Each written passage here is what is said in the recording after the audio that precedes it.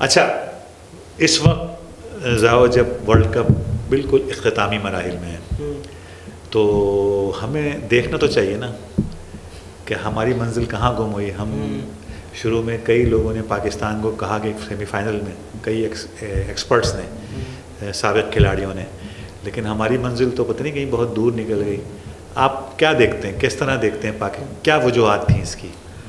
देखें, सबसे पहले तो मुझे ये लगता है, मेरा ओपिनियन इस पे ये है कि जब भी कोई फेलियर हो तो पीछे जाके सबसे पहले लर्निंग होनी चाहिए, लेकिन उसमें इम्पॉर्टेंट नहीं है कि सही चीज़ की लर्निंग हो।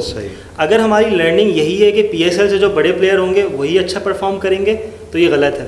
मुझे लगता है जो पूरी दुनिया में जो कि एक चीज़ चली जाती है वो ये है कि जो आपकी फ़र्स्ट क्लास की क्रिकेट है उसमें जो प्लेयर्स ऊपर आते हैं, इसका मतलब है लॉन्ग टर्म चलने वाले प्लेयर्स होते हैं जो कि 4 डे खेलते रहते हैं। हम PSL पे डिपेंड करते हैं। एग्जैक्टली, जिसकी वजह से सिर्फ हमें नहीं, IPL की भी अगर एग्जांपल लें तो इंडिया ने भी ऐसे ही सीखा कि वो डायरेक्टली पहले IPL से प्लेयर उठाते थे, और बहुत सारे प्लेयर्स IPL से डायरेक्ट आए और इंटरनेशनल पे आके फेल हो गए, तो वो वापस अपने रूट्स पे गए।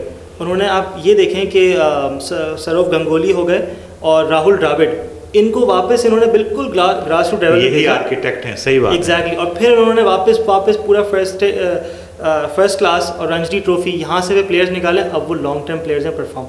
तो पाकिस्तान में तो देखें इतनी जल्दी जो रूल्स चेंज होते हैं, और बस हम लोग जो है ना शॉर्टकट्स पे, जो बॉलर 4 ओवर्स करा के बड़ा बॉलर खिलाया जा रहा है, वो ODI कैसे खेलेगा, वो लॉन्ग टर्म कैसे चलेगा, नहीं चल सकता।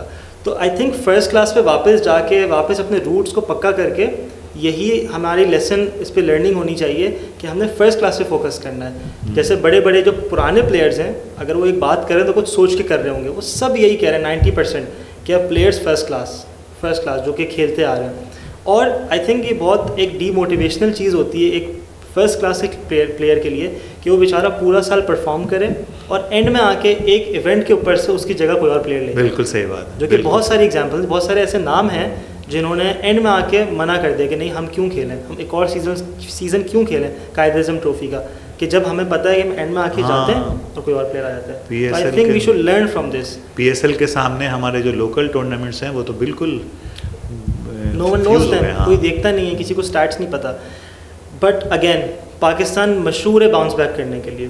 2007 का आपको याद होगा, बहुत ही ह्यूमिलिएटिंग हमारा एक वर्ल्ड कप से एग्जिट हुआ था, इंज़माम उल हक की कैप्टनसी के अंदर ये सब। लेकिन फिर हमने 2007 का T20 फाइनल खेला, फिर हमने 2009 का फाइनल जीते, 10 का फिर सेमीफाइनल खेला, 12 का फिर सेमीफाइनल खेला, तो पाकिस्तान, और फिर 11 जो 50 ओवर वर्ल्ड कप था उसका भी सेमीफाइनल खेला। तो पाकिस्तान बाउंस बैक भी अच्छा करता है, क्योंकि हमारी क्रिकेट जो है ना, नेशनल स्पोर्ट नाम का हॉकी है, दिलों में सबकी क्रिकेट है, जो कि गलत बात भी है, लेकिन it is what it is, लेकिन रियलिटी यही है। तो आई थिंक इस बार जो पूरी कौम का और जो पूरी एक नेशन का जो रिस्पॉन्स गया है, आई एम प्रिटी श्योर कोई ना कोई चेंजेस आएंगे। अल्लाह करे ऐसा हो। वैसे मुझे सच्ची बात है, अल्लाह करे मेरी बात गलत हो और जाओ की बात दुरुस्त हो, लेकिन जो हमारा ट्रैक रिकॉर्ड है उसमें सीखना, लर्निंग बहुत कम है। खैर अल्लाह करे, मैंने कहा ना कि इनकी बात दुरुस्त हो। अच्छा, बाबर आजम की कैप्टनसी, ये भी एक बड़ा वो बना हुआ है, इसको आप किस तरह देखते हैं? बाबर आजम को आपके ख्याल में होना चाहिए, नहीं होना चाहिए? अगर नहीं होना चाहिए तो किसको होना चाहिए? बाबर आजम की 2 एस्पेक्ट्स आते हैं। एक एज अ बैटर, जिस पे कोई भी डाउट नहीं करता है।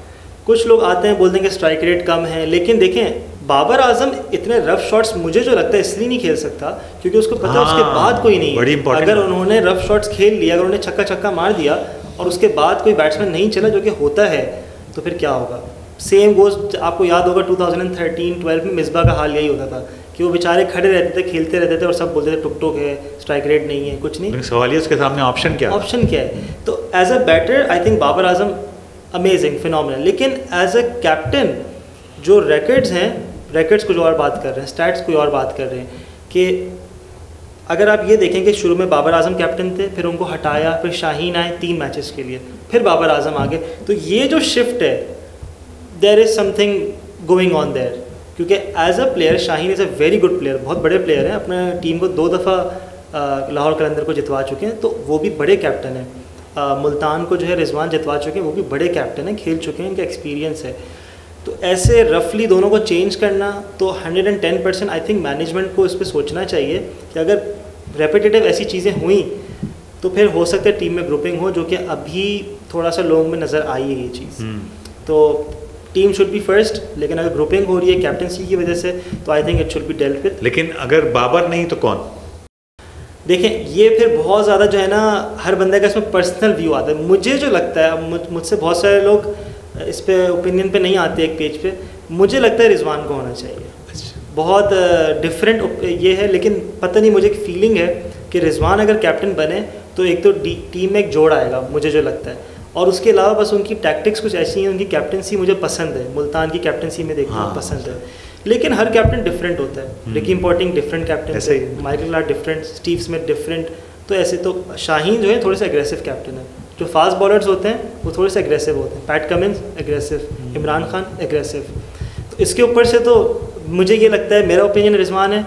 But at the end of the day I think जो स्टैट्स के बंदे हैं, जो ऊपर के पीसीबी के जो बोर्ड ऑफ मेंबर्स जो डिसाइडिंग वाले पावर्स हैं, उनको ज़रा एक दफ़ा सही से फाइनल डिसीजन ले लेना चाहिए। सही मुझे लगता है। ठीक है जी, तो देखते हैं। जाओ ने तवक्कुआत ज़ाहिर की कि बेहतरी आएगी। मुझे याद आ रहा है, माजी की बात है, जब हम जाओ जितने होते थे उस वक्त इंडिया की टीम की हालत बहुत ख़राब थी और किसी एक्सपर्ट ने से सवाल किया गया कि क्या इंडियन क्रिकेट उठ पाएगी।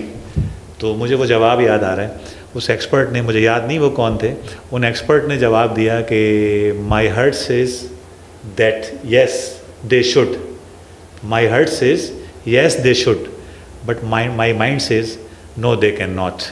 तो बस इसी पर बात ख़त्म करते हैं। मेरा दिल चाहता है, मेरी ख्वाहिश है कि पाकिस्तानी क्रिकेट ऊपर आए, लेकिन जो सूरत हाल है उसको देख के लगता है कि मुश्किल है। अल्लाह करे कि मेरी बात गलत हो।